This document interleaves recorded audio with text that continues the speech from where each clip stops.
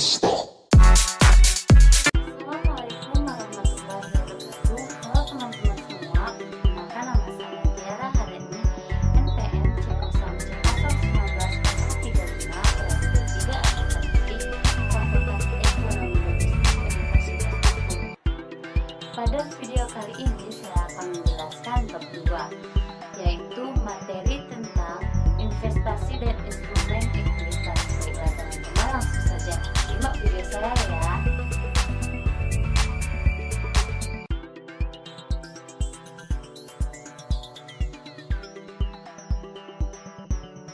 Sebelumnya di sini saya akan menjelaskan apa itu instrumen keuangan. Instrumen keuangan adalah kontrak atau perjanjian di dalam suatu perusahaan.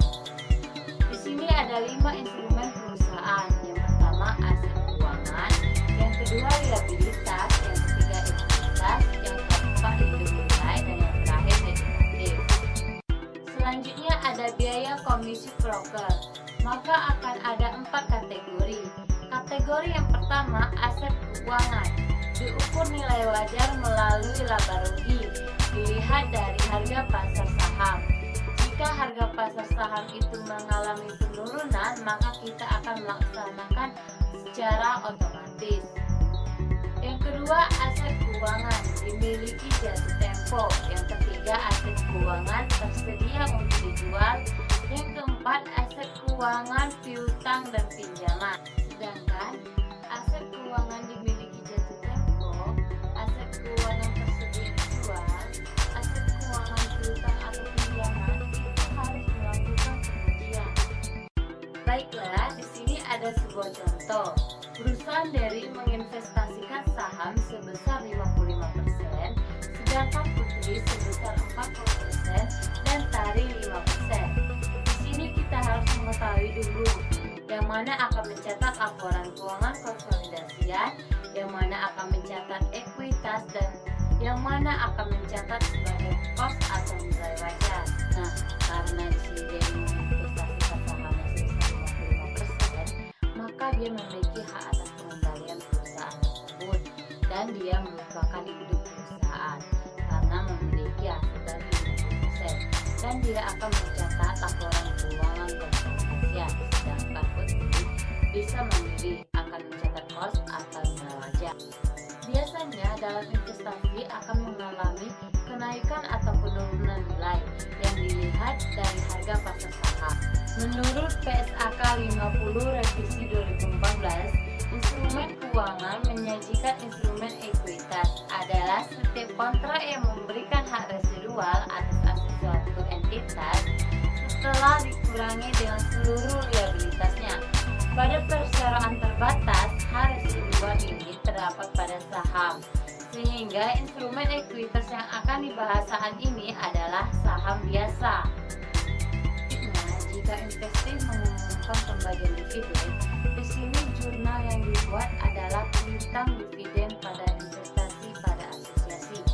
Kenapa yang dibuat posisi kredit itu investasi bukan asosiasi, bukan dividen? Alasannya karena begini ya, saya kasih contoh dengan industri. Misalnya, kita ingin membelikan hadiah ulang tahun kepada ayahnya, yang dimana uang tersebut berasal dari ayahnya sendiri. Kemudian putra memberikan hadiah kepada ayahnya. Jadi intinya di sini adalah uang dari ayahnya putra kembali lagi kepada beli. Penurunan nilai akan mengalami penurunan nilai setiap tahunnya, tetapi tergantung juga pada kategori transaksi hulu dan hilir. Transaksi yang berasal dari investor menjual ke investasi perusahaan disebut transaksi hulu, sedangkan transaksi yang berasal dari investasi lalu menjual kepada investor disebut dengan transaksi hilir. Alokasi selisih atau biaya perolehan investasi, yaitu perlakuan akuntansi atas metode ekuitas dalam praktik tidak sederhana. Biasanya perolehan investasi bisa berbeda dengan proporsi atas nilai tercatat, ekuitas, dan nilai wajar aset neto. Investasi pada instrumen ekuitas mencerminkan kepemilikan atas saham yang diterbitkan oleh entitas lain. Pada PSAK 50 revisi 2014 dinyatakan bahwa investasi yang instrumen ekuitas yang diterbitkan entitas lain memenuhi definisi instrumen keuangan, yaitu aset keuangan. Pihak yang memperoleh kepemilikan saham disebut investor. Undang-Undang Nomor 40 Tahun 2007 tentang perseroan terbatas. Saham memberikan hak kepada pemiliknya untuk yang pertama, menghindari dan mengeluarkan suara dalam rapat umum pemegang saham. Yang kedua, menerima pembayaran dividen dan sisa kekayaan hasil likuidasi. Yang ketiga, menjelaskan hak lainnya berdasarkan undang-undang ini. Hak suara yang dimiliki oleh investor memungkinkan investor dapat mempengaruhi atau mengendalikan keputusan atau kebijakan pada perseroan terbatas. Karakteristik inilah yang membedakan dengan investasi pada instrumen utang, di mana hak investor pada instrumen utang hanya sebatas penerimaan bunga dan pengendalian pokok utang.